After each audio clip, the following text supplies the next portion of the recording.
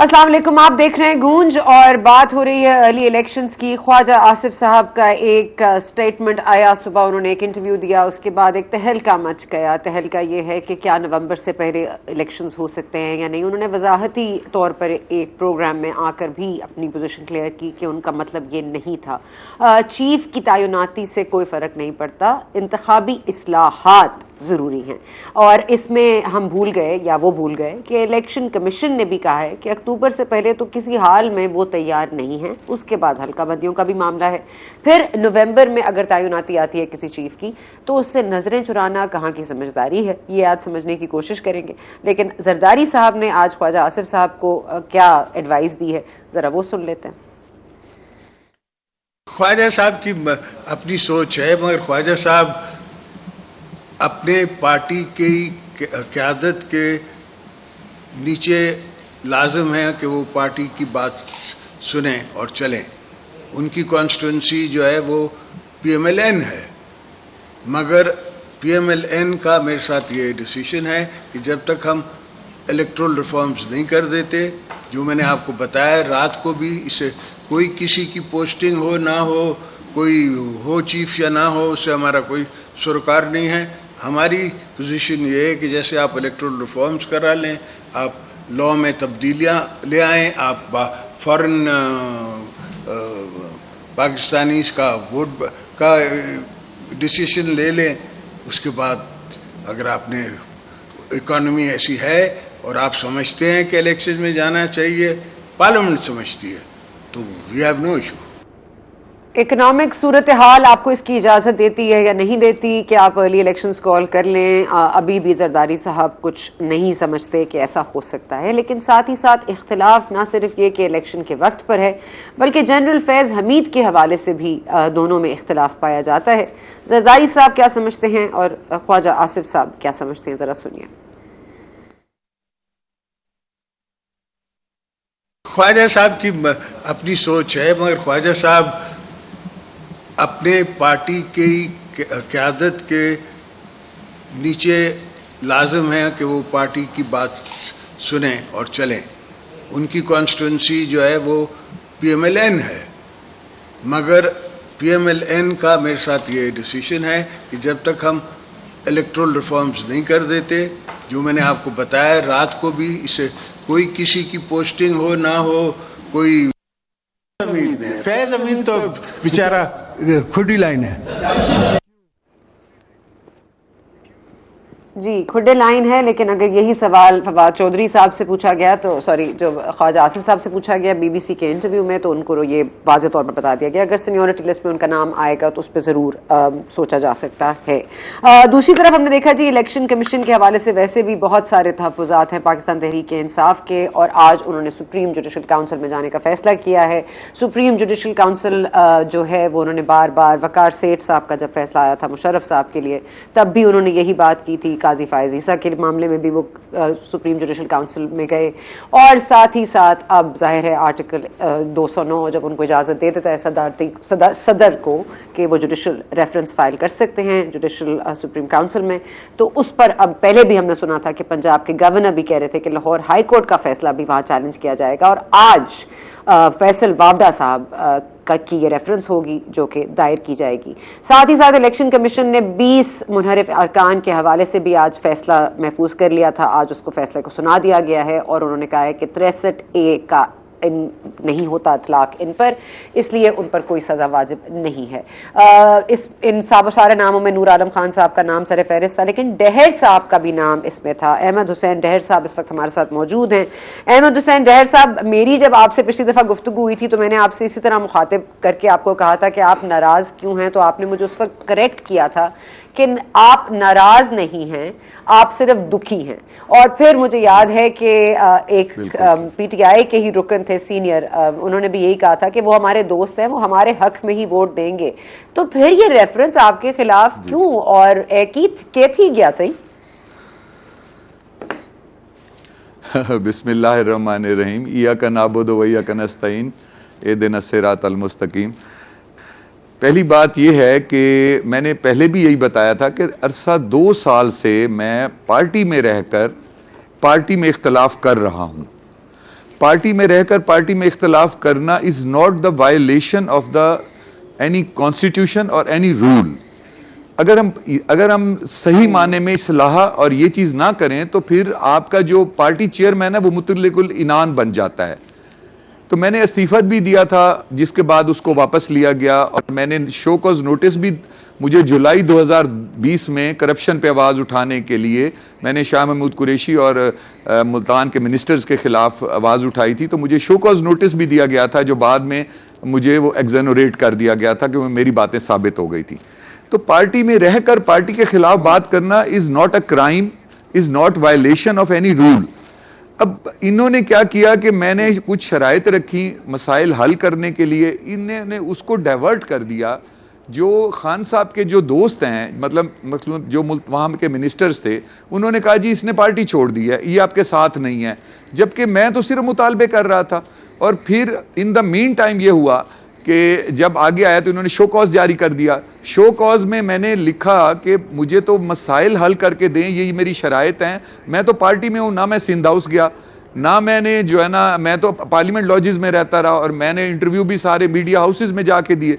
तो मैंने कहा मैं तो पार्टी के अंदर बात कर रहा हूँ हकूक़ की, लोगों के हकूक़ की। तो उसके ऊपर इन्होंने शो कॉज दिया, उसके बाद रेफरेंस में मेरा नाम भेज दिया। मैंने शो कॉज का जवाब दिया, इन्होंने रेफरेंस में जो भेजा उसमें उन्होंने लिखा कि हमने शो कॉज का जवाब ही नहीं दिया। मतलब टोटली फैक्ट्स को इन्होंने डिनाई किया, और जो रेफरेंस इन्होंने भेजा वो बनता ही नहीं था। जो ये टोटल डिप्टी स्पीकर की जानिबदारी थी, ये गैर आइनी इकदाम था, ये मैं समझता हूं कि नाकाबिले समात केस था। ये मेरिट और डीमेरिट देख के इलेक्शन कमीशन ने इसका फैसला किया, बल्कि मैं तो ये कहता हूं कि जो ये केस था इसके ऊपर जुर्माना भी करना चाहिए था, क्योंकि हमने तो कोई वायलेशन की ही नहीं थी, और उसके ऊपर वो बनता ही नहीं था कि हमारे ऊपर ये, अच्छा स्पीकर जो हैं, डिप्टी स्पीकर जो हैं, उन्होंने आइन की तौहीन की। और देखें दुख ये है कि खान साहब जो थे वो MNAs की हमेशा तौहीन करते थे, कभी उन्होंने MNAs की इज्जत ही नहीं की।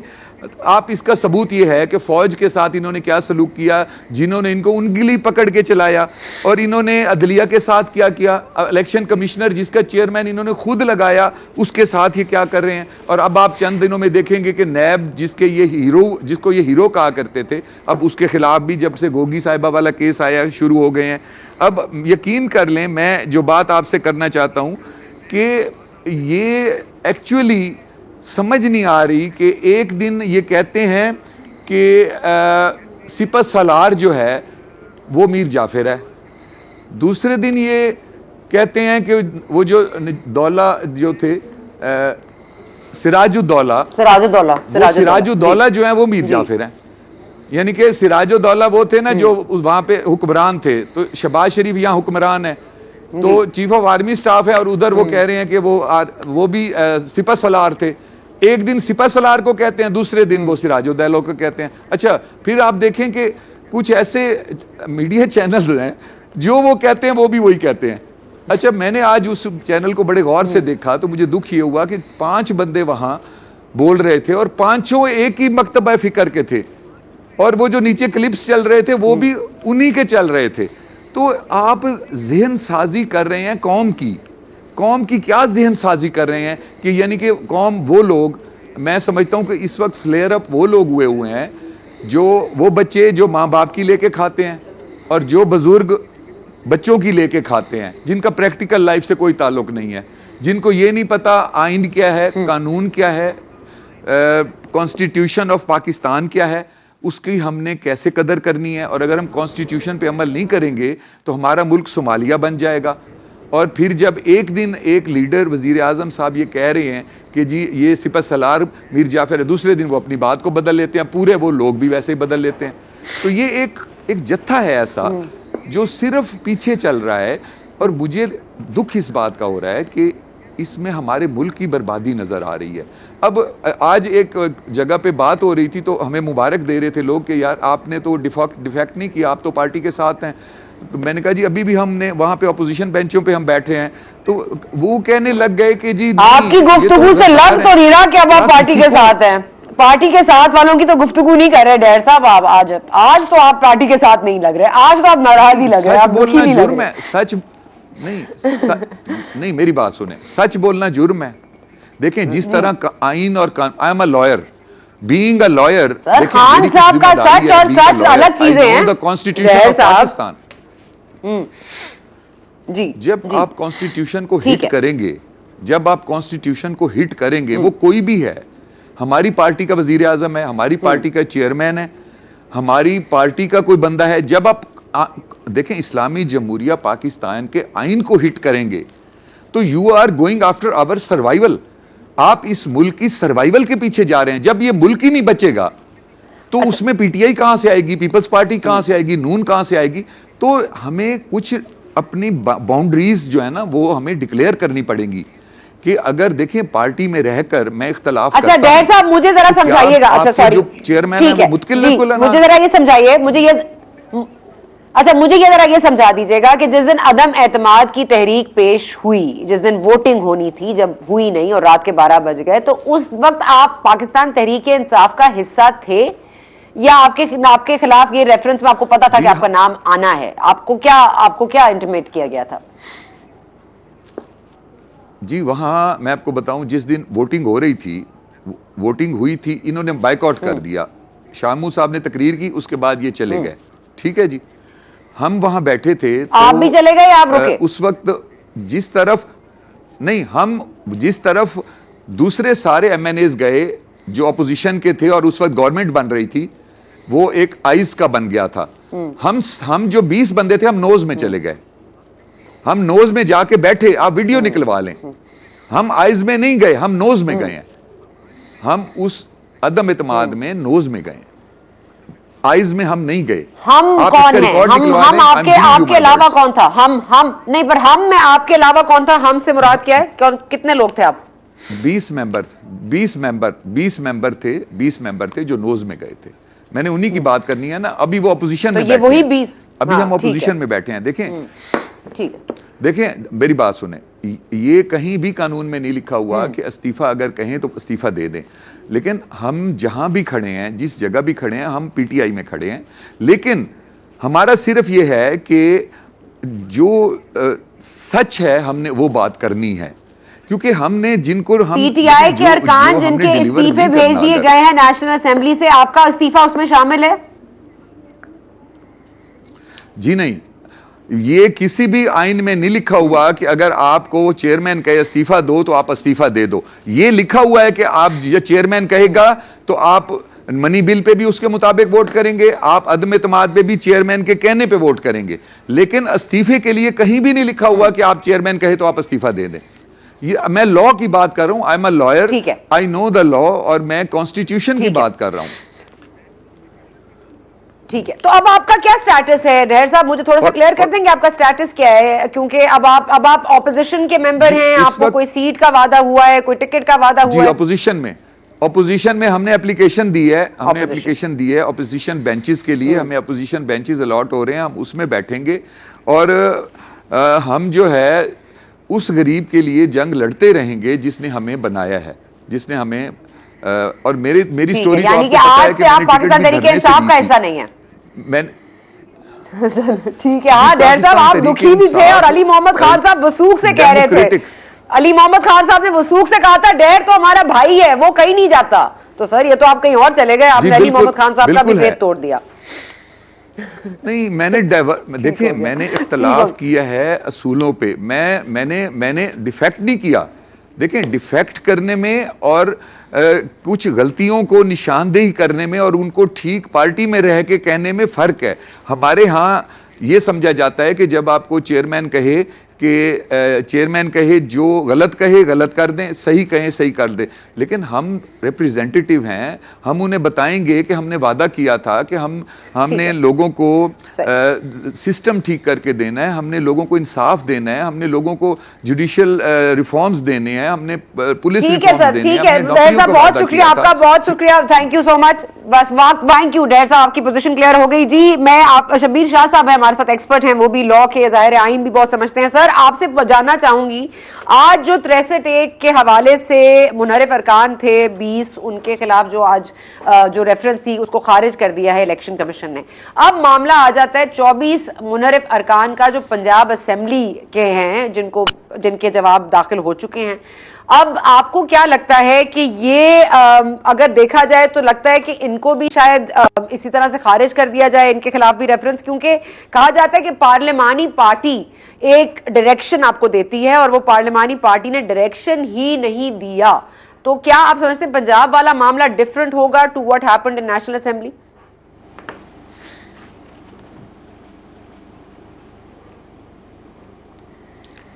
बिस्मिल्लाहिर्रहमानिर्रहीम।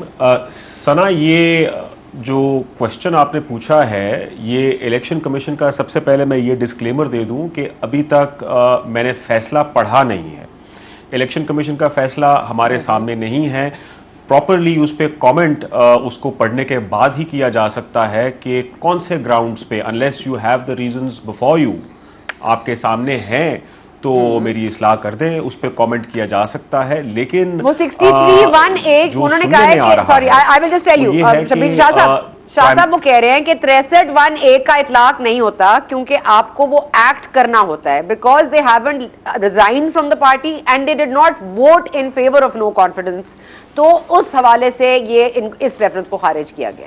और उसके बाद उनके वकील जो हैं पाकिस्तान तहरीक इंसाफ के, उन्होंने कहा कि मुझे मजीद मवाद लाने की इजाजत दी जाए, कुछ मोहलत दी जाए, तो वो भी उनको डिसमिस कर दिया गया। तो there is no room for any reconsidering of this. तो जाहिर है मोटा मोटा तो यही है कि 63(1)(a) का इतलाक नहीं होता।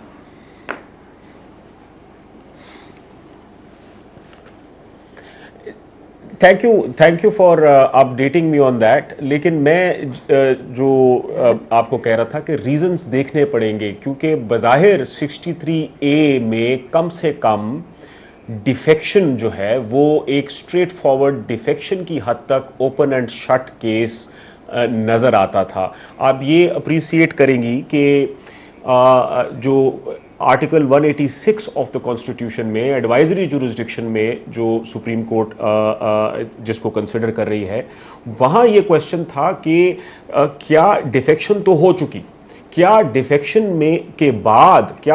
के बाद परमानेंट डिस्क्वालिफिकेशन होगी या सिर्फ और सिर्फ मेंबर की सीट खारिज होगी। तो यहाँ ये बहुत ही बड़ा फैसला है। It is, I would rather से कि इट्स एन अपसेट कि इलेक्शन कमीशन ने ये जो नया फैसला दिया है कि डिफेक्शन ही कॉन्स्टिट्यूट नहीं हुई। नाउ ये जो क्वेश्चन है ये सुप्रीम कोर्ट के सामने एडवाइजरी जुरिस्डिक्शन में नहीं है कि व्हाट कॉन्स्टिट्यूट्स डिफेक्शन।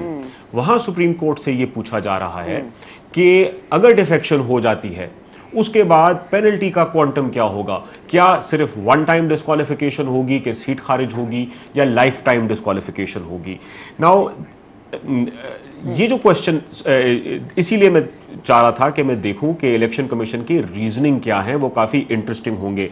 बट आपको मैं ये बताना चाह रहा हूं, एंड जो एक लफ्ज़ है डिफेक्शन का आर्टिकल 63(a) में, वो एक इंटरेस्टिंग डिबेट खुल सकती है, जो ये है कि क्या पार्टी हेड की हर डायरेक्शन, चाहे वो लॉफुल हो या अनलॉफुल हो, वो बाइंडिंग है? Will it constitute defection? So for example, in the situation of Punjab, it is a very interesting situation, and for the sake of argument, if a party head is directing PTI members to vote for somebody like Parvez Ilahi who is not from PTI, क्या ये lawful direction है? क्या ये defection constitute भी करती है? अगर ये रीजनिंग इलेक्शन कमीशन की है तो बहुत इंटरेस्टिंग रीजनिंग होगी, और उसको फिर अपसेट करना मुश्किल भी हो सकता है। तो ठीक है, अगर पार्लिमानी पार्टी ने ये डायरेक्शन दी ही नहीं, ठीक है, वो तो आपको पता ही है कि वो एक डायरेक्शन क्या आनी थी, परवेज इलाही साहब को उन्होंने नॉमिनेट कर दिया, इमरान खान साहब ने, उसके ऊपर एक हंगामा मच गया, फिर बुज़दार साहब का इस्तीफा, अब बहस आ गया, क्वेश्चनेबल हो गया है।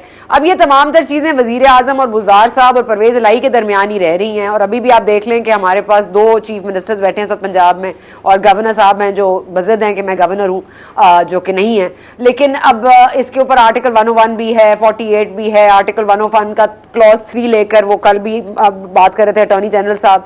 लेकिन मुझे जो आपसे मालूम करना है वो ये करना है कि 63A की तशरीह के लिए जो केस इस वक्त ऑलरेडी चल रहा है सुप्रीम कोर्ट में, आज जो चीफ जस्टिस है उनके रिमार्क्स ये थे वाज़े तौर पर कि अगर हमने ही तमाम जो पार्टीज के दरमियान झगड़े हैं अगर हमने कोर्ट में डिसाइड करना है तो हमने बाकी इंसाफ कब करना है। दूसरी बात जो अहम है वो ये है कि उन्होंने कहा था कि ये बहुत सख्त सजा हो जाएगी ताहयात ना Ahli. What do you see happening अगर 63A की तशरीह पाकिस्तान तहरीक इंसाफ के हस्ब तवक्को आती है, तो क्या फिर ये इलेक्शन कमीशन का फैसला भी नल एंड वॉइड हो जाता है?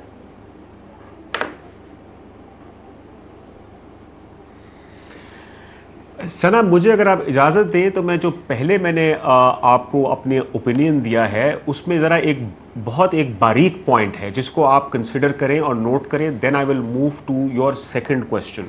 सो what I was trying to say was कि जो 63A में पहला it is pressed into service for 2 occasions. One, if any member which is relevant here abstains to vote on a matter which is vote of confidence or no confidence, or the other one is chief minister या prime minister के vote के लिए. Third is irrelevant for the time being.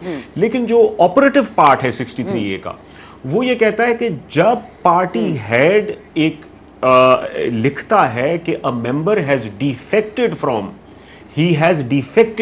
from a party head's direction. So question ये है कि क्या defection उस situation में पार्टी हेड ये डिक्लेरेशन दे भी सकता है अगर उसकी डायरेक्शन ही इलीगल हो।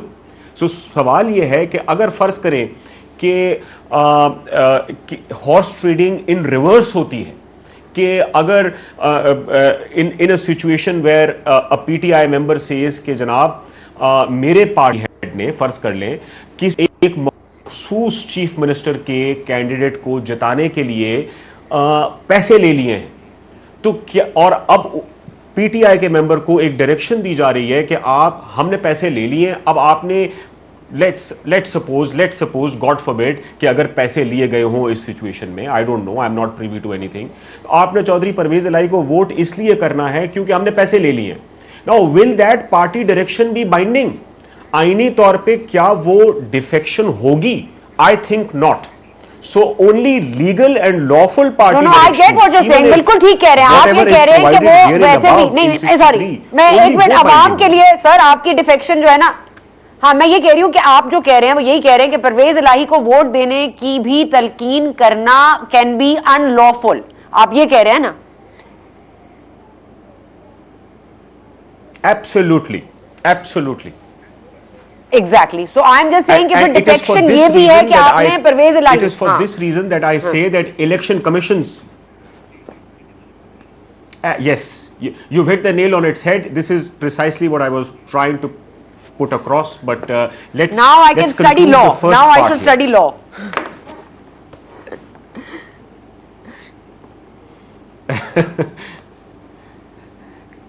You seem to have studied it already. अच्छा, so now 63A की, हाँ ओके, 63A की तशरीह के बाद क्या ये इलेक्शन कमीशन का मामला जो है फिर से खुलेगा सर? ये सिर्फ बता दीजिएगा वेरी क्विकली।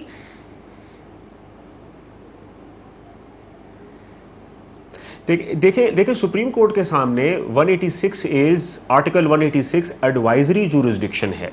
सबसे पहले यह समझना होगा कि सुप्रीम कोर्ट इस वक्त किसी 2 फरीकों का केस डिसाइड नहीं कर रही। ऐसा नहीं होगा कि सुप्रीम कोर्ट जो फैसला दे देगी ऑटोमेटिकली उसको एग्जीक्यूट किया जाएगा अंडर आर्टिकल 189, जिसका बाइंडिंग प्रेसिडेंट तो वो हो सकता है नहीं हो सकता, उस पर अलग डिबेट है, लेकिन आर्टिकल 190 ये कहता है कि जब सुप्रीम कोर्ट का फैसला आ जाए तो तमाम इदारों को इमीडिएटली उसको इंप्लीमेंट करना है। 186 में it is only an opinion. जो कि सुप्रीम कोर्ट देगी। Right, okay okay government sir, को, वेरी और क्विकली, गवर्नमेंट की सॉरी, मर्जी है, मुझे मेरे उसको, प्रोड्यूसर साहब बार बार कह रहे हैं वक्फा लेना नहीं है करती सर। ठीक है, सुप्रीम जुडिशियल काउंसिल में जा रहे हैं जी इलेक्शन कमीशन के हवाले से Faisal Vawda sahab. Now this is the fourth time where hearing के सुप्रीम जुडिशियल काउंसिल चले जाएं। पहले वकार सेठ साहब का मामला था, फिर फाइज ईसा साहब का मामला था, फिर उन्होंने लाहौर हाई कोर्ट के हवाले से भी ये हिंट किया, अब ये कह रहे हैं जी इलेक्शन कमीशन के हवाले से भी हम जा रहे हैं। आप क्या समझते हैं, सुप्रीम जुडिशियल काउंसिल क्या करेगी, एंटरटेन करेगी इसको?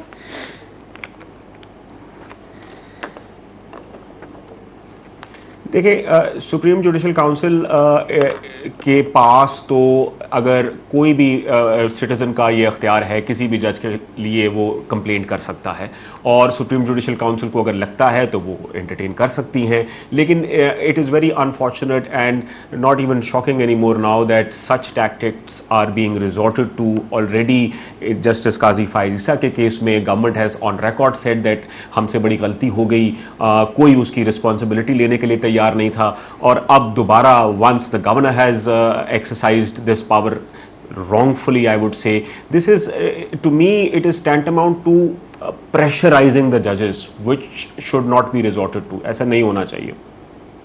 Thank you so much Shabbir Shah sahab. On that note, आज आपने हमारी बड़ी आईनी तौर पर आंखें खोली हैं। अब हम चाहेंगे कि पाकिस्तान तहरीक इंसाफ की भी आंखें खुलें और पाकिस्तान तहरीक इंसाफ की जबान से हम खुद सुने कि उनकी इंटरप्रिटेशन क्या है इलेक्शन कमीशन के फैसले के हवाले से, 63A की तशरीह के हवाले से। आफ्टर दिस ब्रेक ज्वाइन करेंगी हमें आलिया हमजा साहिबा। Stay with us.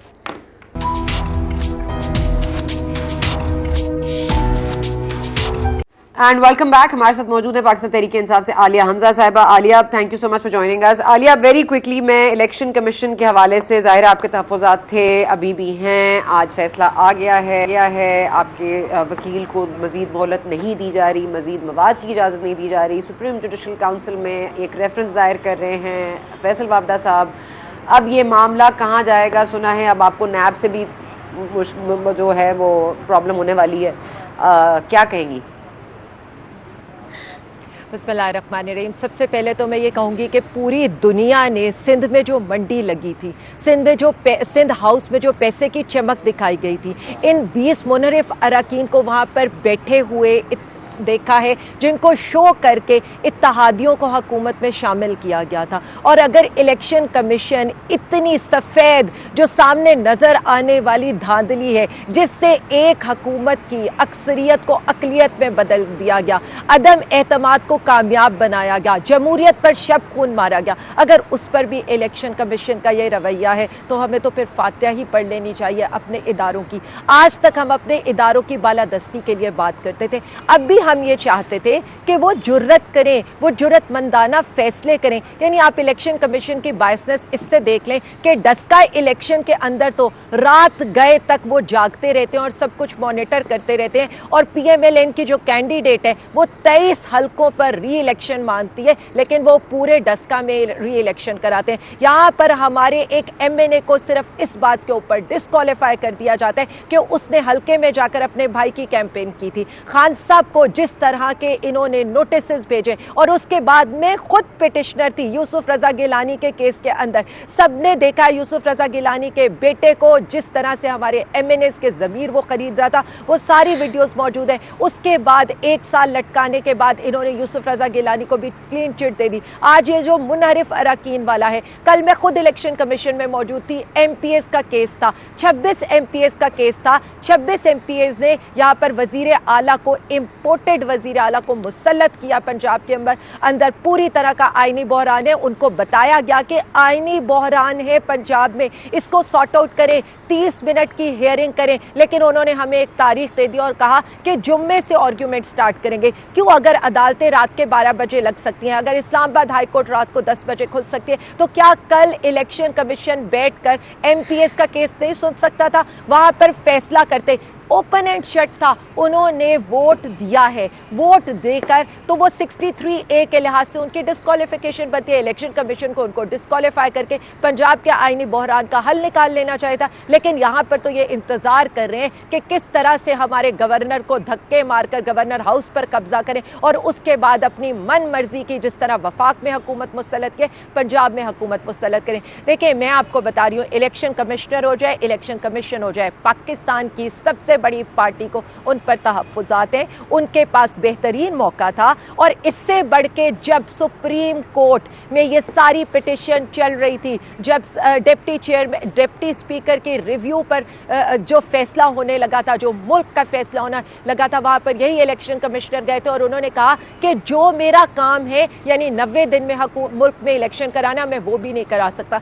तो इनसे सवाल तो अवाम करेगी, पूछेगी ये कि जब डस्का के लिए आप जाग रहे थे तो अच्छा आलिया, आप मेरा ख्याल है जलसे किया करें, आप टॉक शो ना किया करें, आप जलसे किया करें, क्योंकि आप मैंने इसके ऊपर मेरा सवाल सुन लें। थैंक यू सना, आप नॉन स्टॉप मेरा सवाल सुन ले, मौका फराहम करके आई एम ग्रेटफुल। नहीं, मैंने बिल्कुल आपको कहा, आप बिल्कुल गुबार निकालें। अब मेरे सवाल का जवाब दें। आप कभी भी बताएं कि लाहौर में तो चले। Thank you. अच्छा, पंजाब में आपने ये कहा कि ठीक है, उन्होंने तो वोट दे दिया, ये एक अमल हो गया, एक्ट कर लिया है। अच्छा, अब जो सेंटर में हुआ है, जो आपकी नेशनल असेंबली में हुआ है, वो अब डहर साहब ये कह रहे हैं कि वो तो सिर्फ दुखी थे, वो तो आपने उनके खिलाफ रेफरेंस दायर कर दी। अब डहर साहब तो नहीं थे सिंध हाउस में, उनको भी क्या कोई कॉम्पनसेशन देंगी, कोई मतलब बात हो सकती है? और दूसरा, एक्ट ही नहीं हुआ, चले सिंध हाउस वाला मामला अलग है, लेकिन डहर साहब तो सिंध हाउस नहीं गए थे ना।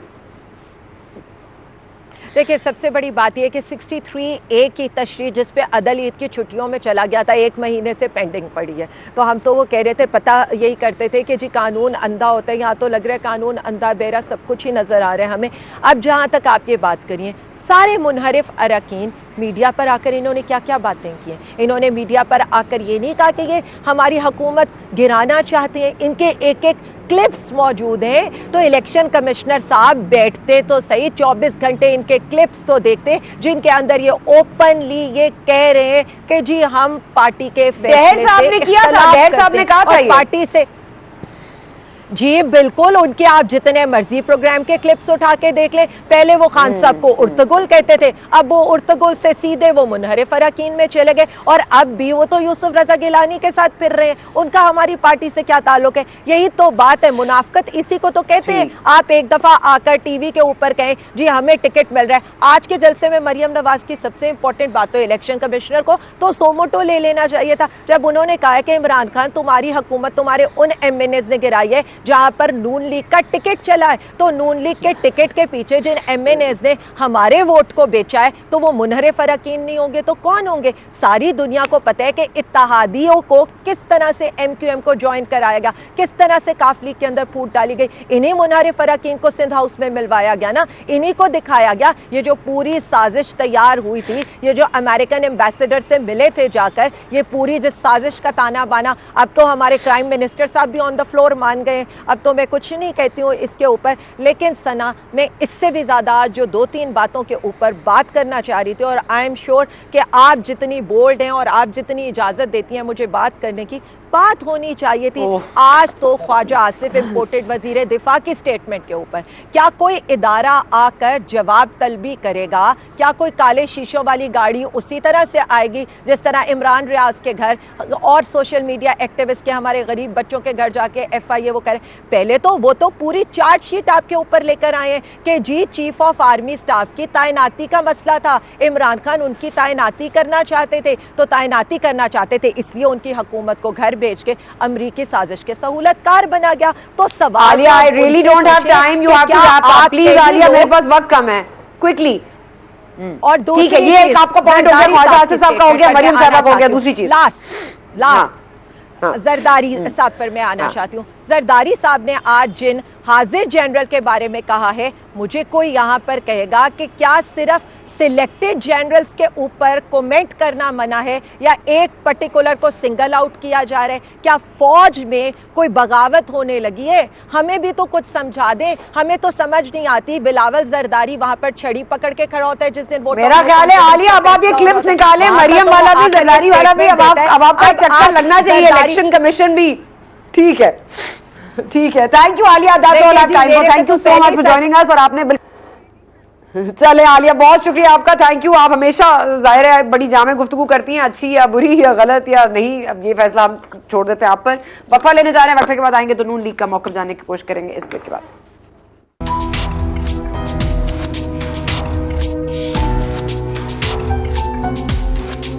जी वेलकम बैक टू गूंज। हमने ज्वाइन करना था जाफर इकबाल साहब ने नून लीग से, लेकिन आई थिंक कि वो मसरूफ़ हो गए हैं, फ़ोन नहीं उठा रहे हैं। लेकिन जाते जाते आज आपको प्रोग्राम में वो सुना देते हैं जो आज मरियम साहिबा ने गुफ्तगू की है।